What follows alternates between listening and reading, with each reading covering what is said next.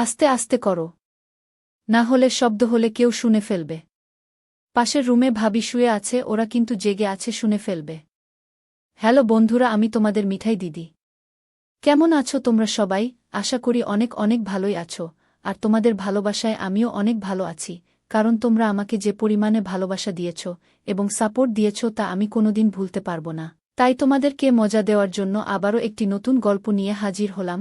গল্পটি শোনার মতো, আশা করি তোমাদের দাঁড়িয়ে যাবে এবং তোমরা হাতের কাজ করতে সবাই হেডফোন নিয়ে বসে যাও। যদি আমার গল্প শুনে মজা পাও তাহলে অবশ্যই আমার চ্যানেলটি সাবস্ক্রাইব করবে। তো চলো বন্ধুরা, আমরা কথা না বাড়িয়ে আসল গল্পে চলে যাই। আমি নাদিরা আক্তার নিপা, তখন আমার বয়স মাত্র ৮ কি ৯ বছর হবে। আমি বাবা মায়ের একমাত্র মেয়ে ছিলাম। আমার মায়ের অনেক কম বয়সেই বিয়ে হয়েছিল। বাবার বয়সের তুলনায় মায়ের বয়স অনেক কম ছিল। সবকিছু বেশ ভালোই চলছিল আমাদের।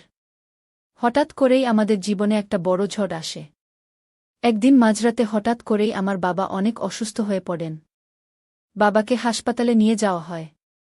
ভোর রাতের দিকে বাবা আমাদের সবাইকে ছেড়ে চলে যান। বয়সটা অনেক কম ছিল বলে বাবা হারানোর ব্যথাটা তেমন অনুভব করতে পারিনি। মা অনেক কম বয়সেই স্বামী হারা হলেন। তবে বাবা আমাদের জন্য যা রেখে গিয়েছিলেন তাতে আমাদের কোনো কিছুতে কখনোই কষ্ট পেতে হতো না। তার কিছু দিনের মধ্যেই মায়ের দ্বিতীয় বিয়ে দেওয়ার জন্য মামারা উঠে পড়ে আছেন। তারপর মায়ের বিয়ে ঠিক হল একজন বয়স্ক লোকের সাথে। তিনি পেশায় একজন ব্যবসায়ী ছিলেন। মায়ের বিয়ের পরে আমি মামা বাড়িতেই থাকতাম। তখন আমি অনেক ছোট ছিলাম। বাবাকে হারিয়েছি, এখন মাকে ছাড়াও থাকতে হতো। মায়ের কাছে যাওয়ার জন্য অনেক কান্নাকাটি করতাম। সপ্তাহে একদিন গেলেও মায়ের কাছে যেতাম, আর পরদিন মামারা গিয়ে নিয়ে আসতেন আমাকে। আমি ছোট ছিলাম বলে বড়দের এই ব্যাপারগুলো ঠিক বুঝতাম না। মায়ের দ্বিতীয় স্বামী মানে আমার দ্বিতীয় বাবা আমাকে নিয়ে অনেক ঝামেলা করতেন। মায়ের সাথে আমাকে তিনি একদমই পছন্দ করতেন না। প্রথমে অমত না করলেও পরবর্তীতে আমাকে মেনে নিতে তার অনেক আপত্তি ছিল। তাই আমি মামাদের কাছেই থাকতাম। ওই বাড়িতে আমাকে তেমন একটা যেতে দিত না। আস্তে আস্তে আমিও মানিয়ে নিলাম। তারপর মায়ের উপর শুরু হয় অত্যাচার। ওই লোক প্রতিদিন লাল পানি খেতেন এবং বিভিন্ন অসামাজিক কর্মকাণ্ডের সাথে যুক্ত ছিলেন। মাকে প্রতিদিন অনেক মারধর করতেন।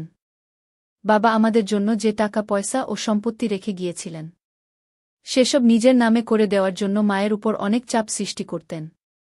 আমার দ্বিতীয় বাবা যদি ভালো মানুষ হতেন তাহলে তাকে সব দিয়ে দিতেও কোনো সমস্যা ছিল না। কিন্তু তিনি টাকা পয়সা সম্পত্তি সব নষ্ট করে ফেলতেন। তারপর আমাদের মা মেয়েকে গিয়ে রাস্তায় দাঁড়াতে হতো। তখন আর মামারাও ফিরে তাকাতেন না। আমার মা মানিয়ে নেওয়ার অনেক চেষ্টা করেছিলেন, কিন্তু সহ্য করতে না পেরে তিনি সিদ্ধান্ত নিলেন ছেড়ে দেওয়ার। তারপর অনেক যুদ্ধ করে ছাড়াছাড়িটা হয়ে যায়। তারপর আমি আর মা আবার একসাথে থাকতে শুরু করি। আমার প্রথম বাবার রেখে যাওয়া স্মৃতির সেই বাড়িটাতে মাকে নিয়ে লোকজন অনেক খারাপ কথা বলত। এই সমাজে ছাড়াছাড়ি হয়ে যাওয়া মেয়েদের সবাই ঘৃণার চোখেই দেখে কিছুদিন এইভাবেই পার হয়ে যায়। তখন আমার বয়স মাত্র 12 কি 13 বছর হবে। তখন সবাই আমার বিয়ে দেওয়ার জন্য চিন্তিত হয়ে পড়ে। কিন্তু বিয়ে কি জিনিস সেটা বোঝার মতো বয়স তখনও আমার হয়নি। বান্ধবীদের সাথে গ্রামের স্কুলে পড়তে যাওয়া আর পাশের বাড়ির রানুর সাথে পুতুল খেলায় আমার দিন পার হয়ে যেত। আমার বিয়েটাও পরে ঠিক হয়ে যায়।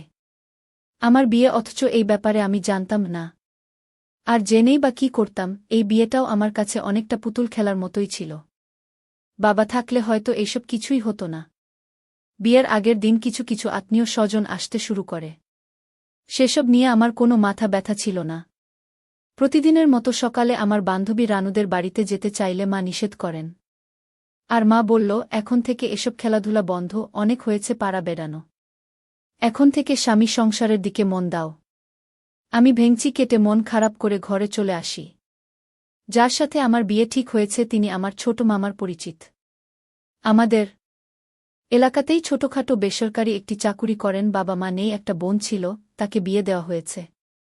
আমার স্বামীর নাম ইমন। জামিরা মা মেয়ে দুইজন একা এত বড় একটা বাড়িতে থাকি, তাই মামারা চেয়েছিলেন এমন কারো সাথে বিয়ে দিতে যে আমাদের বাড়িতেই থাকবে এবং আমাকে আর মাকে দেখাশোনা করতে পারবে। কারণ বাড়িতে একটা পুরুষ মানুষ থাকা অনেক দরকার ছিল।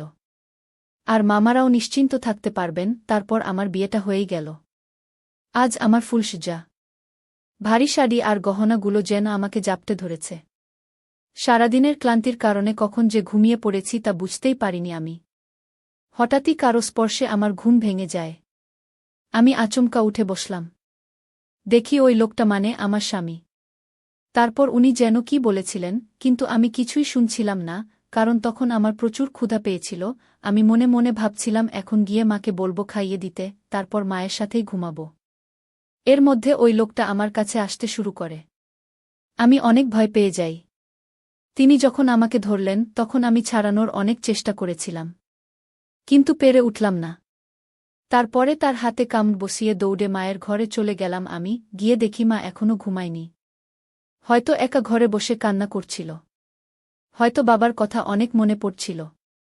আমি যেতেই তাড়াহুড়ো করে চোখ মুছে আমার দিকে তাকিয়ে বলল, কি রে নিপা, তুই এখানে কেন আর জামাই কোথায়?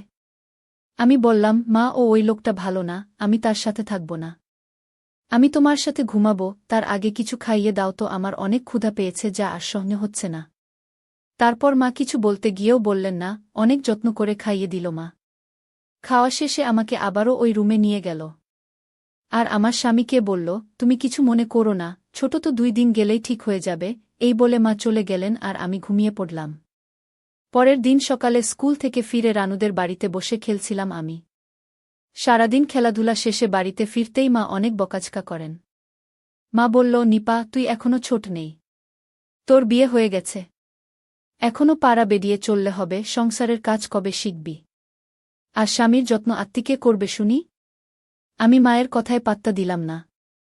এইভাবে প্রতিদিন রাতে আমার স্বামী আমার কাছে আসতে চাইলে আমি মায়ের কাছে চলে যেতাম। আর এতে উনি অনেক রেগে যেতেন। মা শুধু একটা কথাই বলতো, ছোট তো ঠিক হয়ে যাবে। নতুন নতুন কিছু না বললেও পরে একদিন রাতে ও অনেক ঝামেলা করল। সেই দিন ও মায়ের মুখের উপরে বলল, ছোট মেয়ে তো বিয়ে দিয়েছেন কেন? এই মেয়ের সাথে থাকা কোনো ভাবেই সম্ভব নয়। প্রতিদিন এইভাবে চলতে থাকলে ছেড়ে দেওয়া ছাড়া আর কোনো উপায় থাকবে না। আর তাছাড়া এই ছোট মেয়েকে দেখলে আমার কোনো আগ্রহই আসে না, কেন যে বিয়ে করেছিলাম একে। আমি ভয়ে জড়স্ট হয়ে ওদের সব কথা শুনছিলাম। মা আমার স্বামীর কাছে অনেক অনুরোধ করে যাতে আমাকে ছেড়ে না দেয়।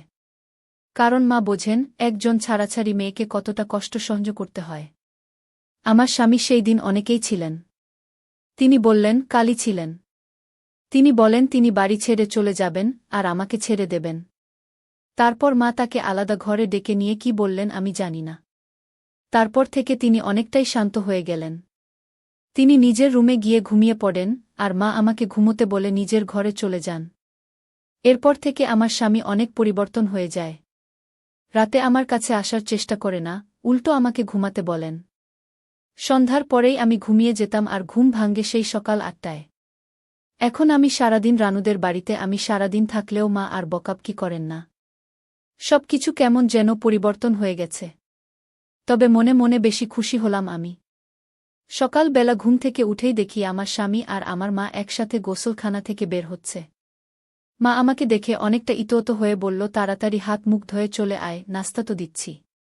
আমি হাত মুখ ধুয়ে খাবার টেবিলে যেতেই দেখি মা আর আমার স্বামী দুইজন হেসে কথা বলছে। আমাকে দেখেই দুইজন চুপ হয়ে গেল। একদিন রাতে হঠাৎ করেই আমার ঘুম ভেঙে যায়। আমি ঘুম থেকে উঠে দেখি একাই রুমে, উনাকে কোথাও দেখতে না পেয়ে আমি তাকে খুঁজতে শুরু করলাম।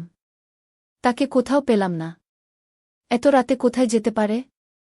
তারপরে ভাবলাম মাকে গিয়ে বলি। মায়ের ঘরের কাছে যেতেই দেখি মায়ের রুমে আলো অন আছে।